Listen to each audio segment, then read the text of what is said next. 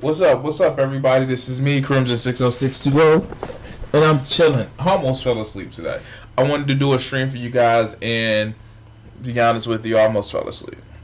I'm sitting back here, my lazy boy, kind of, and I just wanted to fucking. I'm tired. So, as with always, this is what I've been doing with all my streams lately. What I want to make sure I share with you guys is this. If you're looking right now, you can actually see my Etsy store, and yeah, I'm gonna shield for my shit because I want to actually put more of my art out there. I want to take the time to start doing YouTube and Twitch full time, and let me just go out there and give you the links to my Etsy store. And one moment. And you can actually put it in the chat. And bam. Now you can actually see some of my own creations. This is my most new. This is my second most newest one, whereas Vegeta S Pai Mei. Now you can also see some of my old favorites and some of the new hotness. Speaking of new hotness, this is the place where I'm going to actually be selling more of my actual prints. And if you want to actually go to that I use for shows when I actually go to shows, and if you want to actually go to just my all-around print partnership that I have with, well, print partnership, I don't know, a way of getting prints now. You can actually check out my DeviantArt page, and that is Crimson60620 at DeviantArt, and you can actually check some of my other great arts, some of which I can no longer put on in DeviantArt won't allow me to print because some of them are copyrighted. You can actually check my newest one, my very new hotness creation, which is Amethyst, and if you actually take a look at it, you can actually buy a print from as low as $3.83. And look at that beautiful hand positioning. We're just like, don't move, freeze. Alright. And finally, we're going to actually go to a new revenue of getting my art out there. I am now putting my art on t-shirt. You can actually get the Vegeta as Pai Mei as Cruel Master.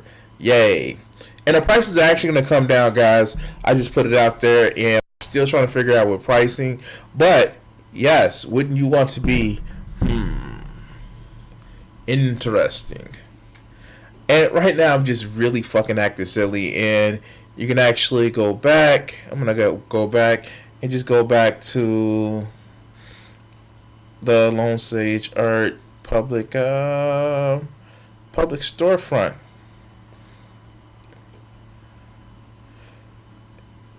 Give me a second.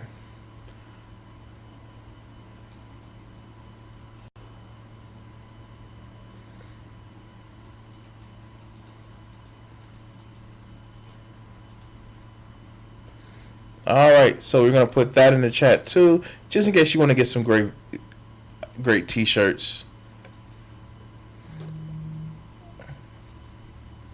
Alright, so enough of the shilling. Long day at work. I literally dozed off, and it's 8 p.m. Central Standard Time here. It's just that I've been tired. I'm trying to get used to actually being back to only working 40 hours a week. And, of course, let me just double check and make sure you guys can hear me. Alright, you guys can hear me. So, what I'm actually going to do is do more Conan and, well, do a couple of response videos. And I've been trying to actually do just, do I have history? I'm sorry, guys. I'm just looking up some of the videos that I may have had. That one I know I'm watching. Just some. I could have sworn I put this there. Let's go ahead and do it.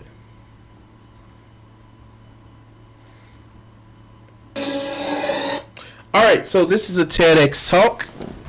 and I'm gonna actually be putting that in the fucking live stream. And it's just like your brain's on video games. And I was watching this yesterday, so I figured it was a good video to actually go through. Oh, let me turn Conan down.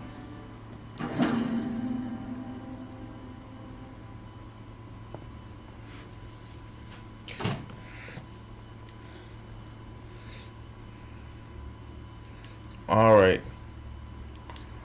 So it was a good video to actually watch. And if you guys haven't noticed, I play fucking video games. And so let's go ahead and watch the description.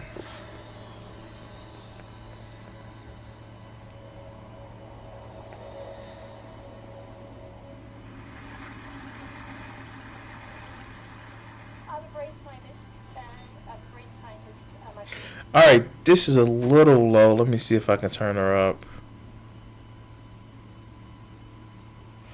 Hold on, guys.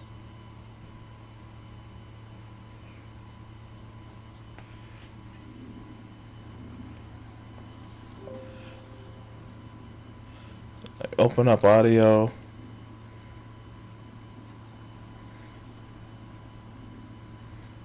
No, not the one that I want to open up.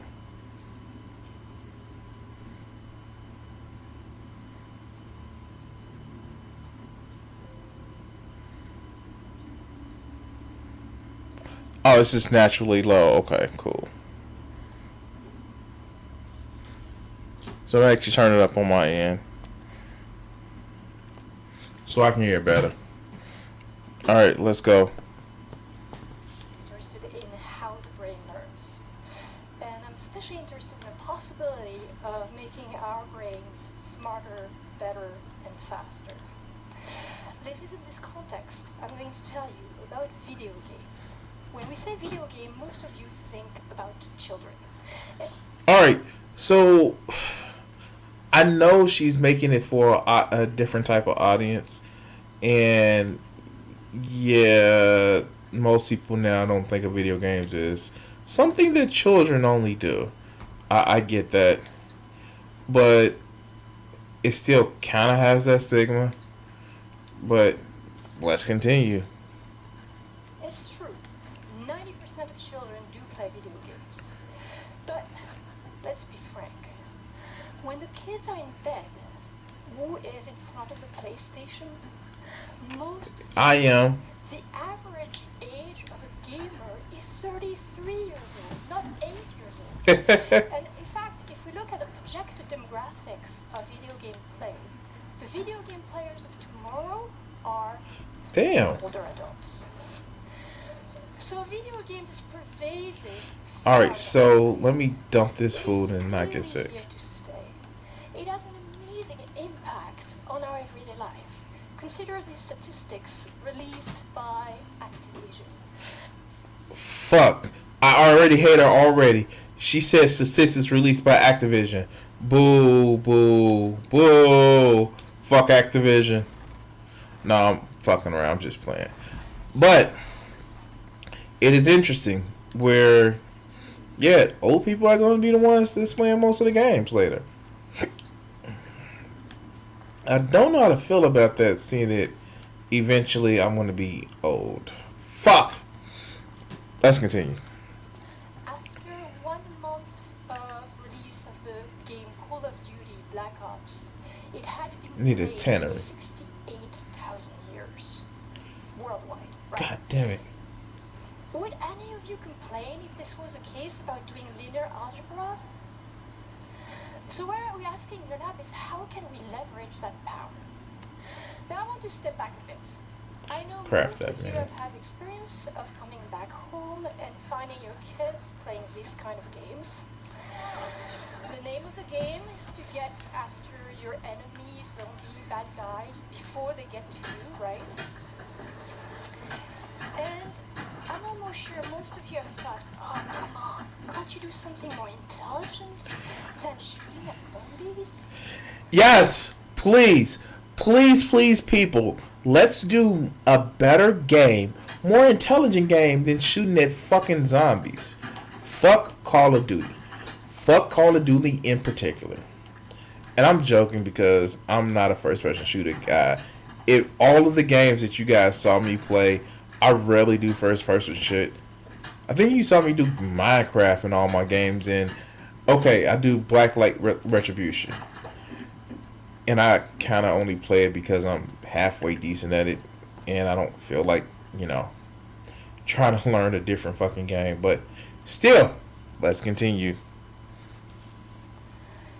I'd like you to put this kind of knee-jerk reaction in the context of what you would have thought if you had found your girl playing Sudoku or your boy reading Shakespeare, right?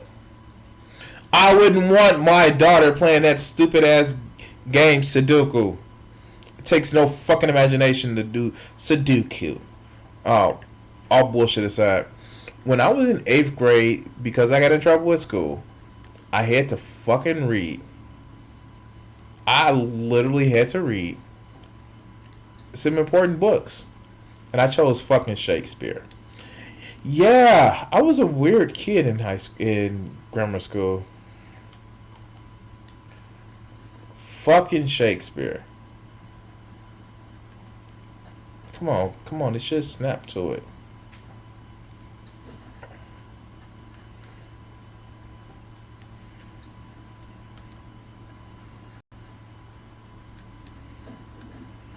And if it's not snapping to it,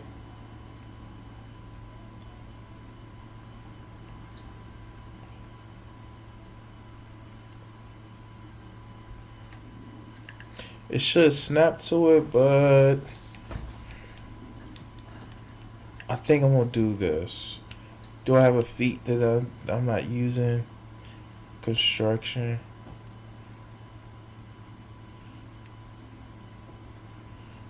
Got it.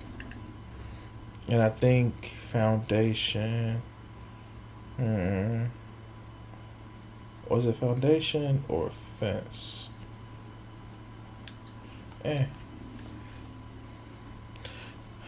Most parents would find that great. Well, I'm not going to tell you that playing video... Oh, by the way, Shakespeare was a hack. Like, literally, he was a hack. A lot of his stories he actually stole from other people. Fucking Julius Caesar. That was a fucking historical event. And, yeah, Shakespeare was a hack. And a lot of his stories that he actually just stole from other people. Romeo and Juliet was like a Italian play.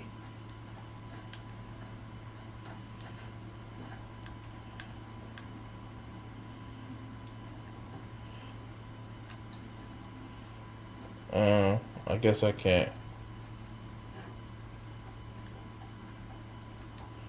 Yeah. Oh well. Video games days in and days out is actually good for your health. It's not, and binging is never good. But I'm willing to argue that in reasonable doses, actually the very game I showed you at the beginning, those action-packed shooter games, have quite powerful effects and positive effects on many different aspects of our behavior. There's not 1 week that goes without some major headlines in the media about whether video games are good or bad for you, right? You're bombarded with that. I'd like to put this kind of Friday night bar discussion aside and get you to actually step into the lab. What we do in the lab is actually measure directly in a quantitative fashion what is the impact of video games on the brain. Alright, so I think that a lot of people misconstrue with having a sedentary life with video games are bad. Because here's a shocker. Humans don't know nuance.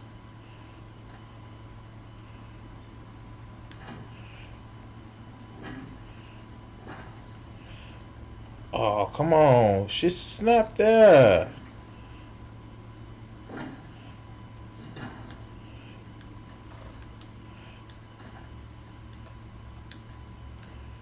Ah, come on.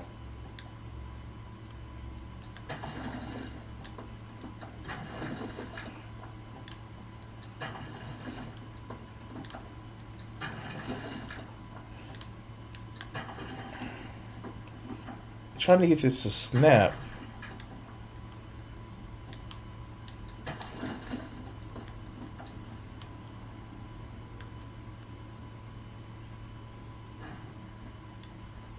Did it snap inside? That's what happened. It snapped inside.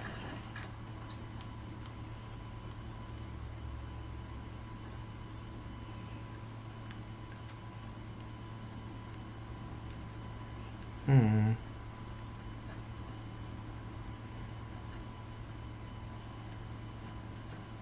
Hmm.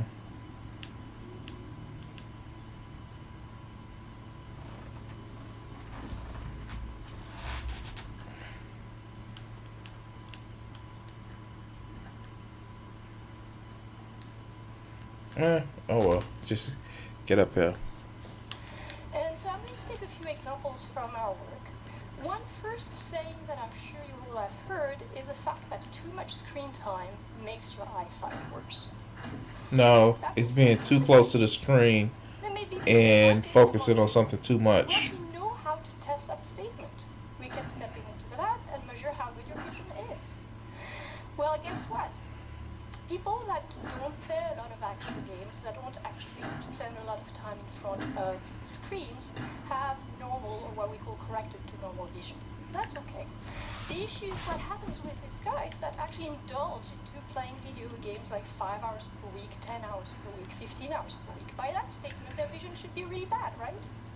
Guess what? Their vision is really, really good. It's better than those that don't play. And it's better in two different ways. The first way is that they're actually able to resolve small detail in the context of clutter.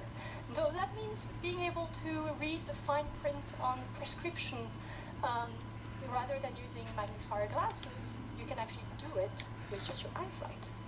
The other That's interesting. I don't know if it's just because gamers like to compensate for. I don't know that. And maybe it's just anecdotal evidence with. I notice when I work too much and I have too much screen time throughout the day,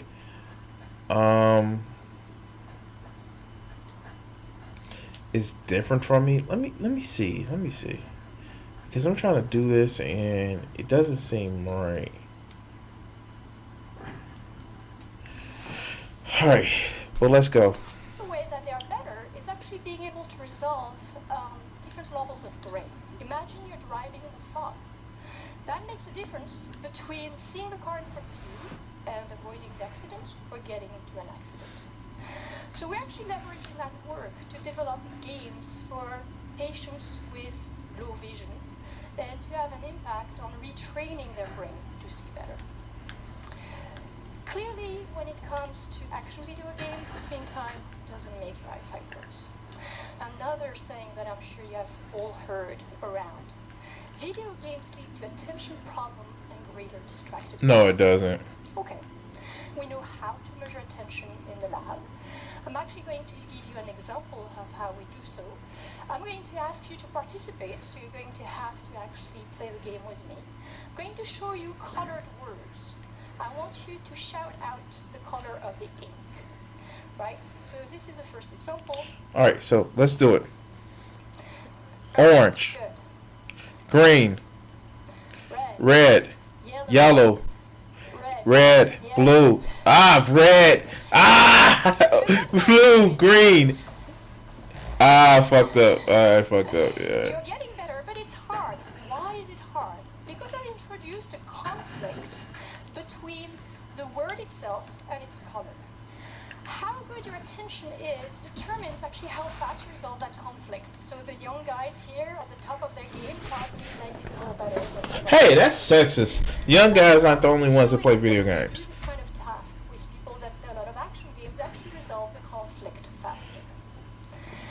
So clearly, playing those action games doesn't lead to attentional problems. Actually, those action video game players have many other advantages in terms of attention. And one aspect Yeah. which is also improved for the better is our ability to track objects around in the world. I am not going to stop to do this one. All the time. When you're I'm driving, sorry. You're keeping track of the cars around you. You're also keeping track of the pedestrian, the running dog, and that's how you can actually be safe driving, right? In the lab, we get people to come to the lab, sit in front of a computer screen, and we give them little tasks that I'm going to get you to do again. You're going to see yellow happy faces and a few sad faces. These are children in the schoolyard in Geneva during recess, during the winter. Most kids are happy. It's actually recess. But a few kids are sad and blue because they've forgotten their coat. Aww. Everybody begins to move around. And your task is to keep track of who had a coat at the beginning and who didn't. So I'm just going to show you an example where there is only one sad kid. It's easy because you can actually track it with your eyes. You can track, and then when it stops, and then you question mark, and I ask you, did this kid had a coat or not? Was it yellow initially or blue? I hear you yellow. Good. So most of you have a brain. I'm now going to ask you to do the task. Get down. Now with a little more challenging task. There are going to be 3 of them that are blue. Don't move your eyes. Please don't move your eyes. Keep your eyes fixated and expand. Pull your attention. That's the only way you can actually do it. If you move your eyes, you do. Yellow. Good. I want to destroy So, this. typical normal young adult can have a span of about 3 or 4 objects of attention. That's what we just did. Your action video game player has a span of about 6 to 7 objects of attention, which is what is shown in this video here. That's for you guys, action video game player. They're more challenging, right? Yellow or blue? Blue. We have some people that are serious out there. Yeah. Good. So, in the same way that She just seems too excited from this whole thing. Like, maybe I'm just being an asshole. We can use brain imaging and look at the impact of video game on the brain. And we do find many changes, but the main changes are actually to the brain networks that control attention. So one part is the parietal cortex, which is very well known to control the orientation of attention. Wait, what? The other one is the frontal lobe, which controls how we sustain attention. And another one is the anterior cingulate, which controls how we allocate and regulate attention. Wait, did I get robbed? Now, when we do brain imaging, we find that all 3 of these networks are actually much more efficient in people that play action games. Wait, did I get robbed for real? Actually, leads me to I think I got robbed. finding in literature about technology and the brain. I fucking got robbed. You all know Motherfucker. about multitasking. You all have been faulty of multitasking. When you're driving and you pick up your cell phone, I got fucking robbed. very bad idea. Why? Because as your attention shifts to your cell phone, you are actually losing the capacity to react swiftly to the car braking in front of you, and so you're much more likely to get engaged into a car accident. I need... Now, we can measure that kind of skills in the lab. We obviously don't armor ask people to bench. drive around and see how many car accidents they have. That would be a little costly proposition. But we I designed got fucking on robbed. the computer where we can measure to the millisecond accuracy how good they are at switching from one task to another. When we do that, we actually find that people that play a lot of action games are really, really good. They switch really fast, very swiftly, they pay a very small cost. Now, I'd like you to remember that result and put it in the context of another group of technology users. A group which is actually much referred by society, which are people that engage in multimedia tasking. What is multimedia tasking? Is the fact that most of us, most of our children, are engaged into listening to music at the same time as they're doing search on the web, at the same time as they're chatting on Facebook with their friends. That's a multimedia tasker. Am I guilty of that? Colleagues at Stanford, I don't know if I'm guilty of that. that showed that Because I literally am playing a game, talking to you guys on stream. And, you know, listen to this shit. Is that causing my reaction time to go down? I don't know. Maybe? I don't know. This may be a short stream tonight, guys. I am fucking tired. And, waiting on talking to a friend. And she kind of gives me something to enjoy during my time where I have to work. But let's continue. those people that identify as being high multimedia tasker are absolutely abysmal at multitasking. When we measure them in the lab, they're really bad, right? So this kind of results really makes two main points. The first one, that not all media are created equal. You can't compare the effect of multimedia tasking and the effect of playing action games. They have totally different effects on different aspects of cognition, perception, and attention. Even within video games, I'm telling you right now about these action-packed video games. Different video games have a different effect on your brains. Yes. You need to step into the lab and really measure Oh, what is the thank effect of each God. game. The other lesson is Skin that the shit out of knowledge this still thing. carries no weight. I showed that to you already. Like, we looked at the fact that despite a lot of screen time, those action gamers have a lot of very good vision, etc.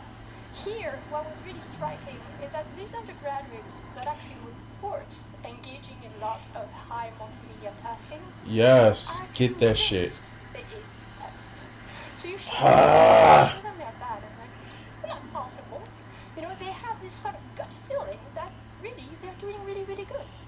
That's another argument for why we need to step into the lab and really. Yeah, I'm kind of bored with this video, guys. I'm sorry. Let's choose another video. It was interesting to me, and like me playing this game is.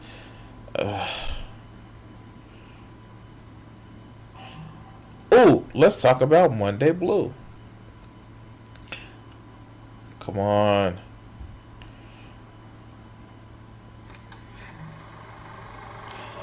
All right. So this is a fucker that I hate to watch, and I promise you guys that God damn it, I'm gonna eventually have to fucking watch the accordingly videos, and I fucking hate the fucker. Like, okay, now you can get me wrong if you're going to. I don't care. These motherfucking reactionaries are shit people. Like, legit. Like, they're shit people. And I don't know what to fucking say other than the fact that a lot of these people, they're just unhappy with their life. And because they're unhappy with their life, they find justification in, you know, it's just like they feel like they need justification in shitting on other people and seeing how they're so superior. And quite frankly, oh god damn it, I just can't sometimes. Sometimes I just want to sit back and just watch a video where I can just think, turn my brain off, or laugh at the idiots that are making a video. For example, before I started streaming, which caused me to almost fall asleep, I was watching Hugo and Jake talk about Jesse Lee Peterson. This shit was hilarious. Amazing. That's what I like to watch, shit like that. But now I gotta deal with bullshit like this. But let's go. Here it is from the Daily Wire. 20 years after Sex in the city, the real-life Carrie Bradshaws are wishing they hadn't slept around. What a shock. Oh, okay. So this fucker, and excuse the fuck out of me, but this fucker is one of those assholes that, quite frankly, is mad that and he says he's a FA, forever alone.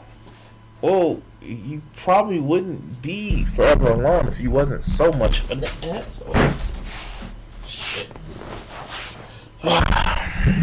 And like, seriously, I'm sorry. Like, I don't get why you so fucking mad about every fucking thing. But maybe that's just me. Maybe that's just how I am. I get mad at people, but I don't think I need to dog other people in order to prove a point. Mm. It's supposed to be 70 degrees tomorrow. Yay. And my fucking chest is fucking. Ah! Okay. But I I just hate fucking reactionaries like this fucker. And I don't know. Let's start. Sex and the City was premiered 20 years ago this week. This is actually from June. Changed the way women thought about sex. The assertion of the show's main character, Carrie Bradshaw, that she will start having sex like men, sleeping around and feeling nothing afterwards, struck a chord. It was a new kind of fairy tale, a glitzy, glamorous New York City Cinderella ditching the prince but keeping the shoes. 20 years later, though, these real-life Carrie Bradshaws are single, childless, and many are starting to wonder what happened to their happy endings. So, the first thing that I do want to say, a little bit of social commentary. Women are still women if they're not married and have kids.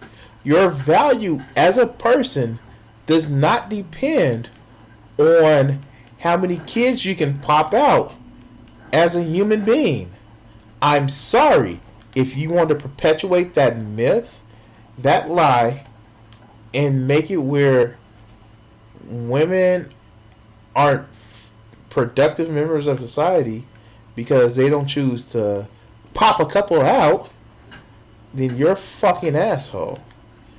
And I want women to understand, even if you don't have a kid, you are important. You have more value than to be a fucking baby maker machine. I just see it different. And you know what?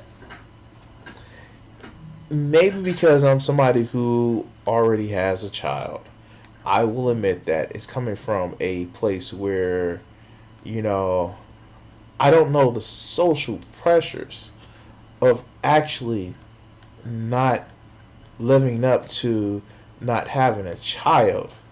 I don't. And I fully admit that I am ignorant of how that would affect me or how that would affect others that I know. But just because you don't have a kid doesn't mean that you're less. If you're successful, hell, even if you're not super successful, you're just happy with who you are, that's fine. But let's continue. As though you couldn't see that one coming. Really? It still surprises me sometimes how much human beings don't, how many people out there don't understand human beings and apparently don't have enough self-awareness to realize that, yeah, this is pretty much exactly what you should expect to happen. In the early 2000s, modeling themselves on Carrie... Mind you, this is a man that doesn't have any kids because he's forever alone. He can't find a woman that is suitable enough for his proclivities. I would say this is the kettle caught in the pot black, but it's the worn, burnt furnace that people used to smelt, calling the slightly used pot black. But who am I to judge, right? Bradshaw and her friends. Let me stop you right there. If you're modeling yourself after TV shows or movies, you've already screwed up. Look, all television and movies, every television and movie show combines some truth, some hyperbole, and some outright fabrications.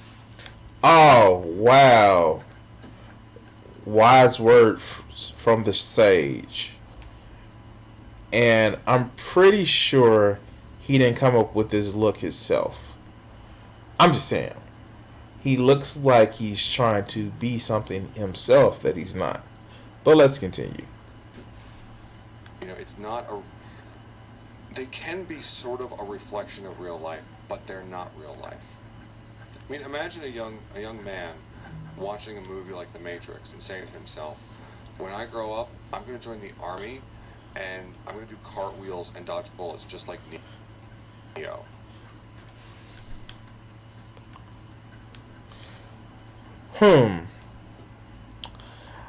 Hmm. Let's open up a tab here.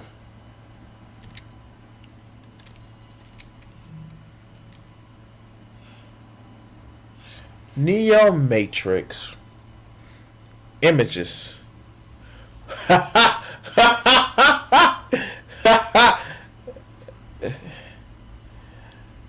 Hmm. Hmm. Hmm. Hmm.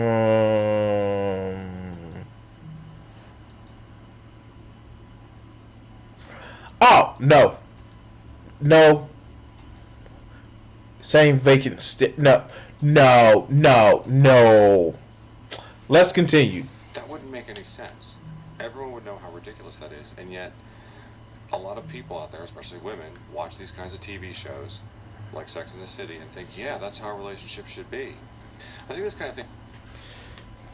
It's not like somebody watches Leave It to Beaver and expect that's how family life should be, because women were wholesome and they weren't sluts.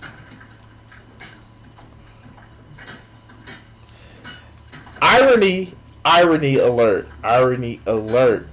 Oh God, irony alert. But let's continue. Thing happens when a person doesn't have any counterbalance in their real life to let them know when they're watching TV or movies, what is truth, what is exaggeration, what is outright made up. Like in a lot of movies, like if it's a romance movie, a lot of times the couple will get together or fall in love almost right away or very quickly, very immediately. And does it happen that way sometimes in real life? Yeah, sometimes. But, with movies, you got, 2 hours to tell a story? So things, at the very least, you're looking at a very accelerated timeline. Oh wow, it wasn't like Sex in the City was on for I don't know, 7 years, I believe. And oh wait, you're telling me that the main character, who was a columnist for a well-known magazine that was successful, people thought that they should be able to directly emulate that? Oh wow, no. Perish the thought. But let's continue and fight the spider. But, I'm not going to get into all the details of how movies exaggerate things, but you get the idea. So I presume part of what's happening is they probably watched these shows when they were very young and impressionable and didn't have the real life experience to tell them what was. If they were in their 40s and the show came out 20 years ago, that means they were in their 20s. If you were still young and impressionable at the age of 20, I feel no wonder why you can't get a woman.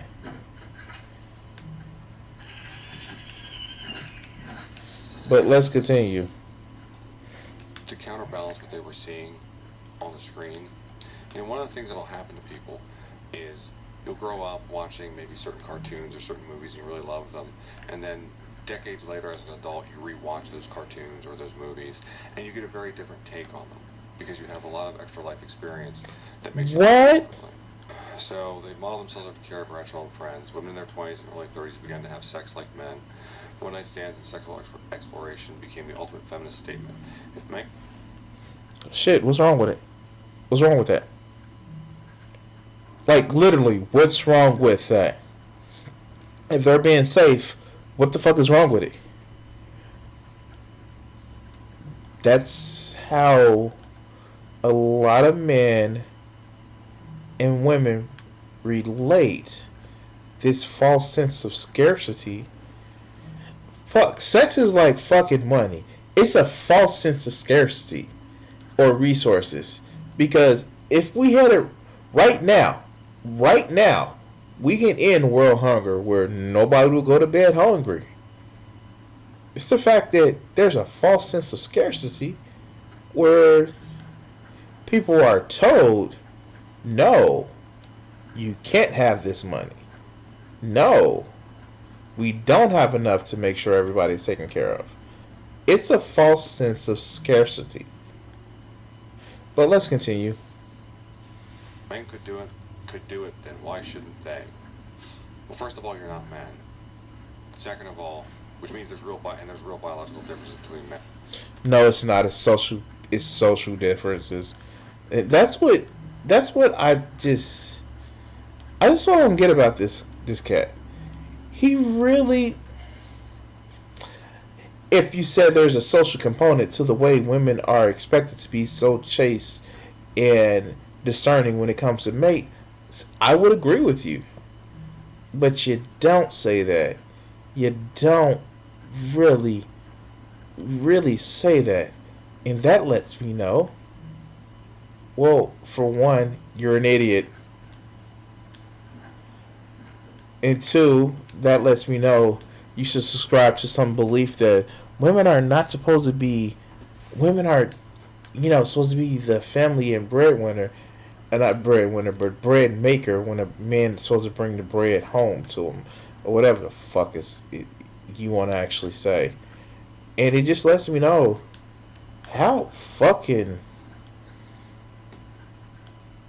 regressive your beliefs are. But let's continue. Men and women, not just genitalia, but in the brain as well. And second of all, most men can't do it. Most men are not James Bond. Most men are not Don Juan. It's a very narrow segment of men.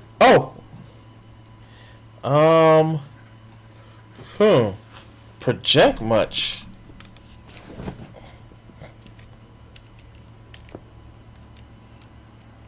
Yeah, James Bond.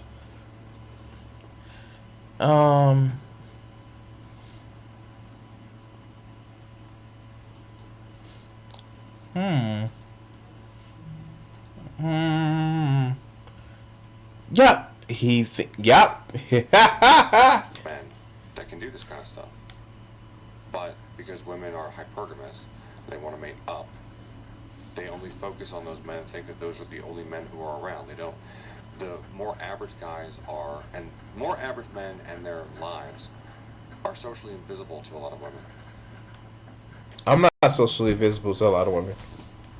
I'm an average guy.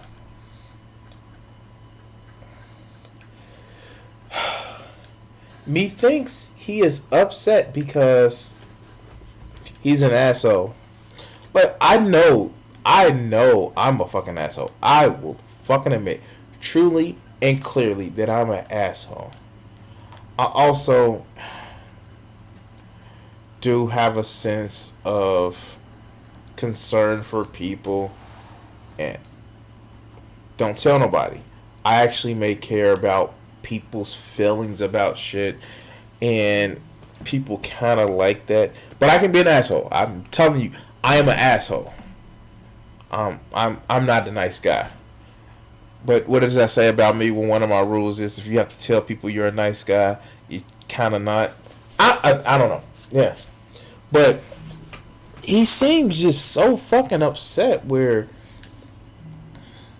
it's almost as if you're mad. You're fucking mad because the chats. Like, basically, that's what he's throwing around, the chats. But let's continue. In fact, in the years since the show's premiere, Sex and the City has come to be seen as not feminist enough. Today's critics seem to be suggesting that it didn't go far enough. In order to be truly feminist, it seems women must give up romance altogether. Citation needed. But you're not going to give a citation. It's almost as if you're building that straw man up real nice and good so you can, beat it and light it on fire. Earlier I mentioned how it's been shocking to me, but, I grew up in our east of D.C. around people like this. How much they didn't understand themselves, how much they didn't understand human beings. And they keep coming to all the wrong conclusions. Yes, women, you don't know the right conclusions. You know where you should be? You should be in the kitchen making me a sandwich. For real. Go in the kitchen, make me a sandwich, and while you're at it, come out butt naked. So I can have something to eat after you make me the sandwich. But no, all jokes aside, I wouldn't want my woman cooking for me because I like to cook for my fucking self. You know that whole thing about being independent and you know wanting to be able to take care of myself. Shit, I took care of myself a little bit earlier today, didn't I? But anyway, let's go.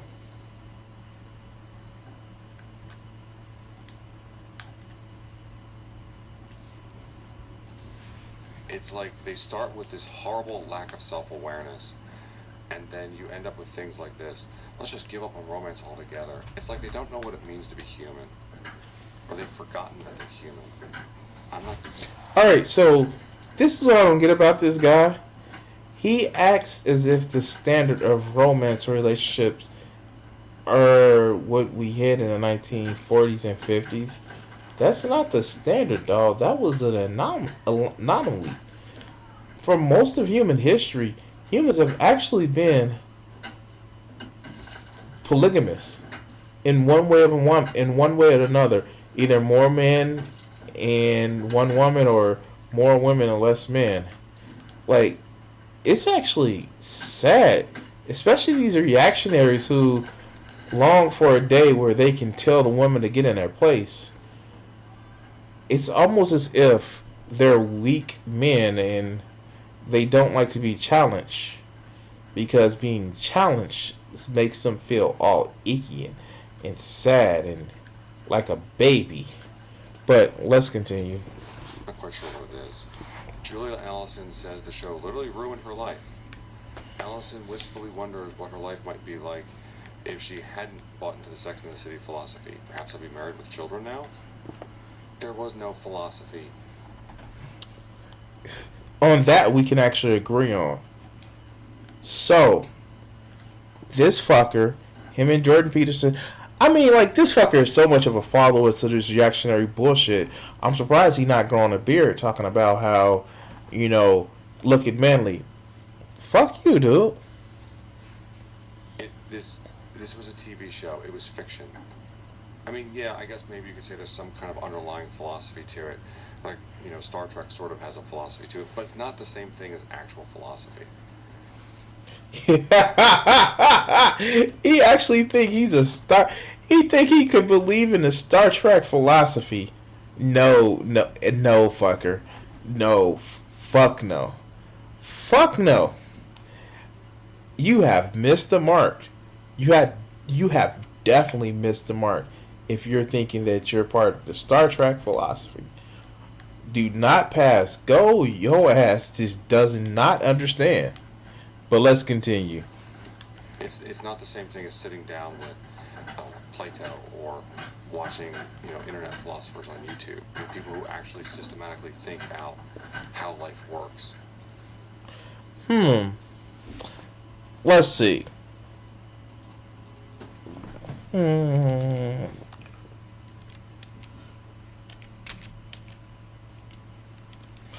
Let's see.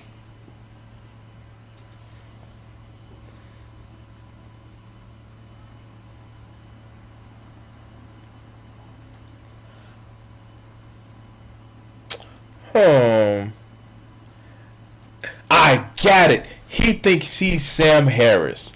That's what it is.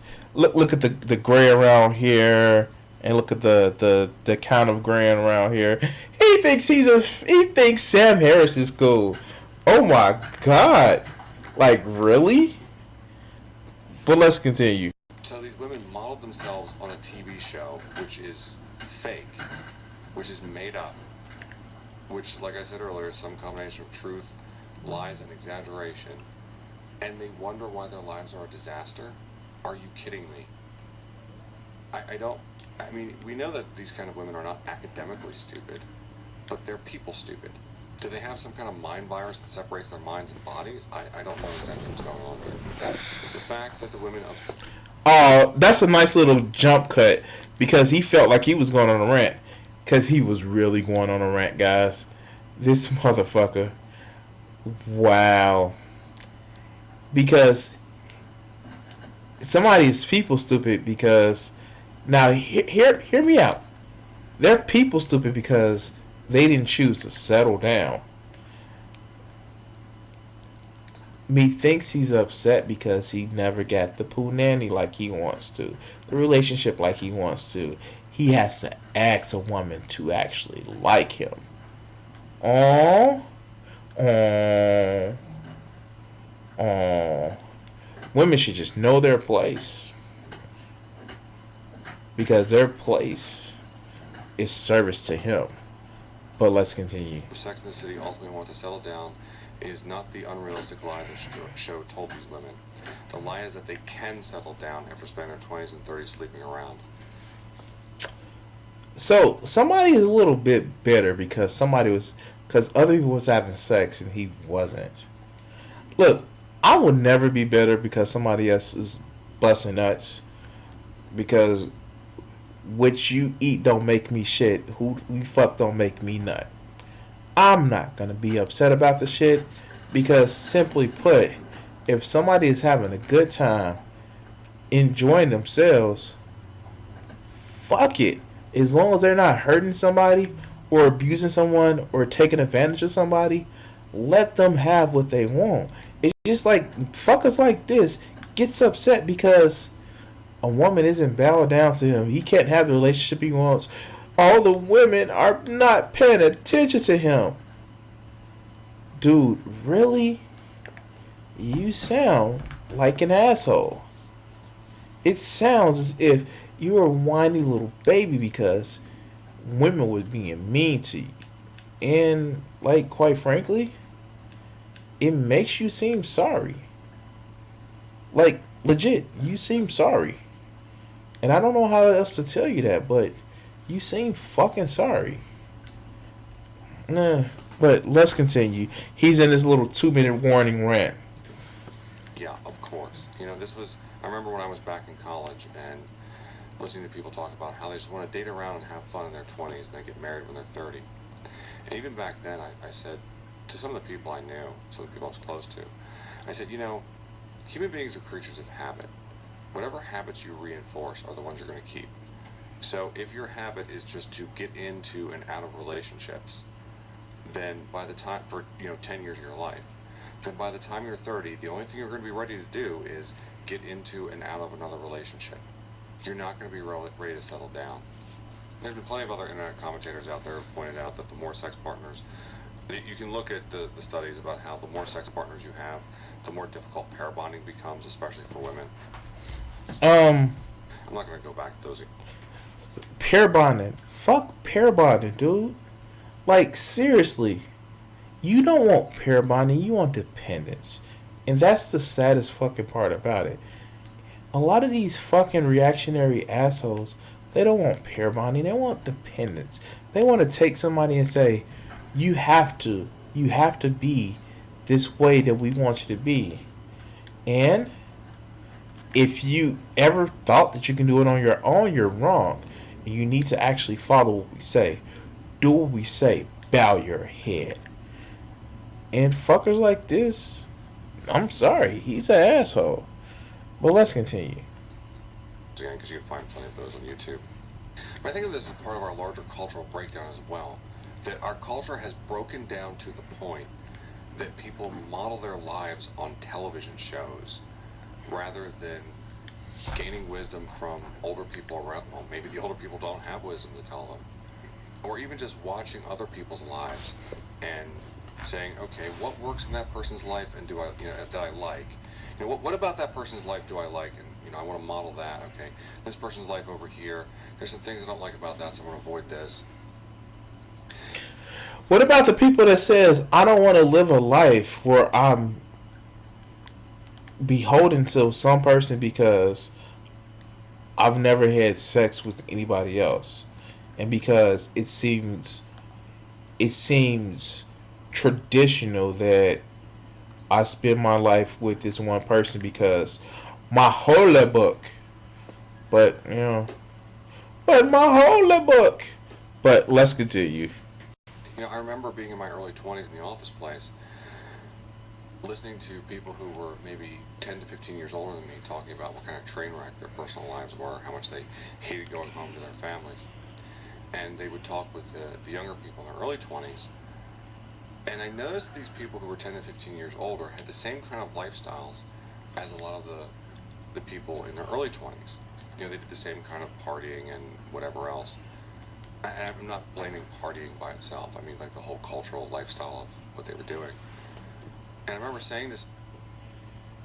You don't understand shit, really. I swear to God, it's almost as if you want to be that fucking stick in the mud. But let's continue. Some of the younger people, I said, well, you know, you're following the same life script those people 10 to 15 years older are, and they're talking about how miserable they are. Why won't you end up being miserable too? And they would just either give me a dirty look or not say anything. I mean, it seems very painfully obvious once you point it out. But why should I have to point it out? So thank you for watching. Don't forget to like, subscribe, and share. Alright, so I'm done for the night, guys. I've watched this fucker as much as I can. I'm fucking tired. Just remember, guys, if you haven't seen it before, go ahead and go to the links are in the chat. My Etsy page and my Zazzle page. If you want to see some of my merch, some of my art that I'm actually trying to put out there. And please, don't forget to follow me here on Twitch or hit that subscribe button on YouTube. And I'm going to try to put out more videos now that I have a regular 8-hour work day. I think I got some ideas for some videos, but I want to thank everybody who's watched and enjoy the rest of your freaking evening. So, let's go this out. Peace.